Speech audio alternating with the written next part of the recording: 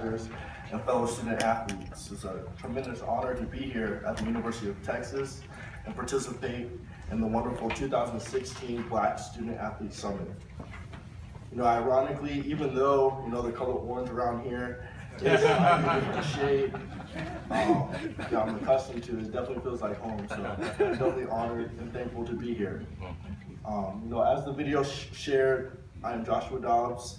I'm a third-year student athlete at the University of Tennessee, majoring in aerospace engineering, minoring in business administration, a chancellor's honors student, and yes, I do play a little football on the side. I am a scholar, I'm a leader, on and off the field, and I'm an athlete. There's no secret that being a college student athlete is hard work and takes outstanding time management, balancing skills. With all the demands, it can often feel as though being a student plays second fiddle to being an athlete. The academic challenges that a student athlete face while pursuing the dual objective of excelling on the field in athletics and getting a college education off the field can be overwhelming.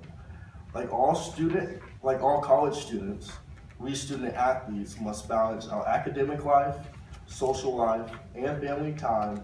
And also dedicate 30 to 40 hours per week to our sport.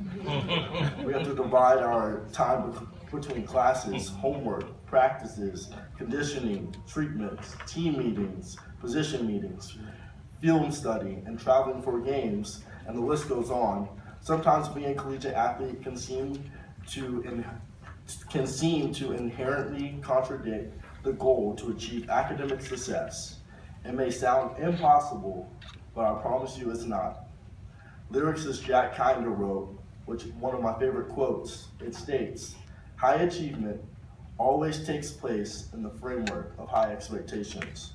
For me, the process of balancing this high wire tightrope of student athletics started at a very early age. I played competitive sports since elementary school, yet my parents made it very clear that my academics would be the priority and my athletics would be a privilege. My journey has been a path forged by God's grace, nurtured by my parents' unconditional love, and reinforced by their example of setting goals and achieving them. You see, I've been taught to view sports as a complement to, not a replacement for, my academic goals.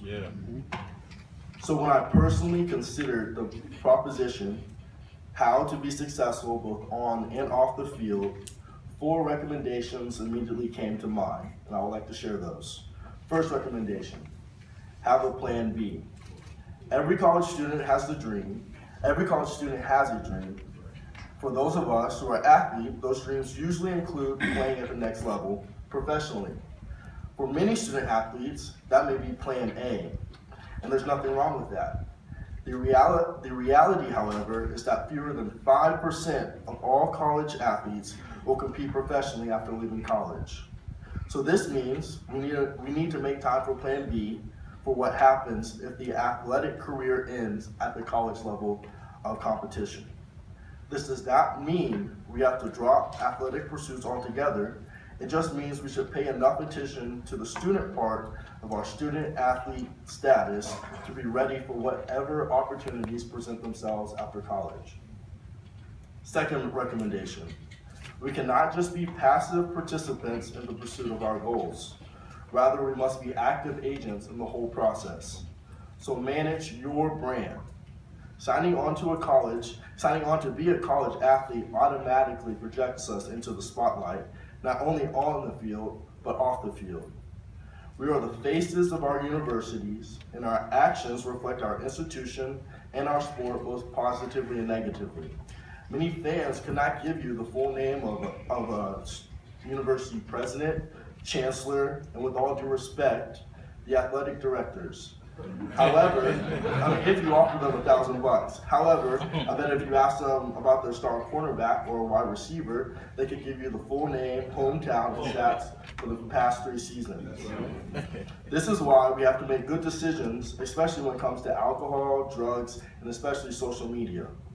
Do you know what is one of the greatest benefits of our new information technology age? Is social media. Do you know what is one of the absolute worst aspects of our new information technology age? Yes, it's social media. Social media gives every one of us the platform and voice to communicate, market, and promote our message globally with a mere click of a keypad. On the other hand, social media also gives everyone access to our daily and private lives. That includes the trolls, the agenda-driven media, your coaches, and even long-term and potential employers. So one bad decision can negatively affect not only you and your future, but your team, your family, and the whole athletic department and your university. So build your brand to benefit you and understand that as a student athlete, it's not just about you anymore. You're a part of the greater whole. Third recommendation, make the most of a failure or challenge. As I shared earlier, as student athletes, we have the twin responsibility of challenging athletic competition and demanding academic expectations. No matter how hard we work, we will experience some kind of difficulty, whether that be a low grade on a test, an indifferent professor, a painful loss, a difficult teammate, or a non-supportive coach. There will be times when you feel hopeless, lost, or overwhelmed. Life will not always be rosy, so in those times, you have to resist the temptation to give up. Make a realistic assessment of where you are and focus on the things that you can control.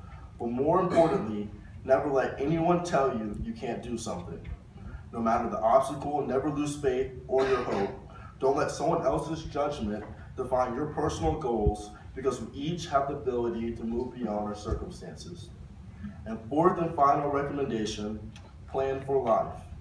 During the frantic paces of our college years, it's easy to forget the big picture when our daily life is packed with academics and athletics. But we have to remember to use our resources and build our network. There are simple things you can do. Professors, on your late mornings when you have the luxury of sleeping in, go by and meet with your professor during his or her office hours. Talk to them and discuss assignments. Communicate with them in advance if you have to miss class for any reason, but especially for athletic commitments. Take at least 2 classes of the same professor, so when you need a letter of recommendation, you know the faculty member who can write a strong letter instead of just a form letter. Build relationship capital that can be saved and cashed in later when you need it. Advisors. Get to know your advisors and meet with them regularly. These advisors are especially aware of resources for student athletes and share ideas of what help other students succeed. And peers. Be aware that other students who are not involved in team sports can get away with last-minute cram sessions or all-nighters. We do not have the leeway to put off our work until later, so don't get lulled into thinking you can do the same. Do step out of your comfort zone. Make an effort to cultivate friends outside of your small circle of teammates and coaches. These classmates can be resources to get notes and class materials in your absence because of athletic activities. And down the road, who knows, one of these relationships or contracts will be an asset when you're out of college and looking for a job. And lastly, look for ways to get hands-on work experience in your major. I know you say, when do you have time? It can be accomplished by volunteering, or in my case, as interning during your off season. I utilized several of the points I just mentioned to you to get my internship last summer with the aerospace manufacturing giant Pratt & Whitney, as we saw. Now, of course, I first had to have the academic resume, but I also utilized the relationship capital that I had built in advance with my dean of the Department of Mechanical, Aerospace, Biomedical, and Electrical at UT's College of Engineering. I have been very fortunate to develop a relationship with him. We talk regularly. I stop by his office to keep him updated on my progress, so I needed a recommendation. He kindly agreed. As I conclude, I realize that all that matters is the people you have impacted and those that have impacted you. Because of athletics, I've been blessed with the opportunity to come in contact with and meet so many people like my brother Justin Blaylock, who are doing amazing things outside of sports. So as you personally contemplate how to be successful both on and off the field, Remember that what you did in the past does not define your future, and life is about so much more than just wins and losses. When setting your goals, always aim high, and don't accept that the sky's the limit when there's footprints on the moon. Thank you very much. That's all right.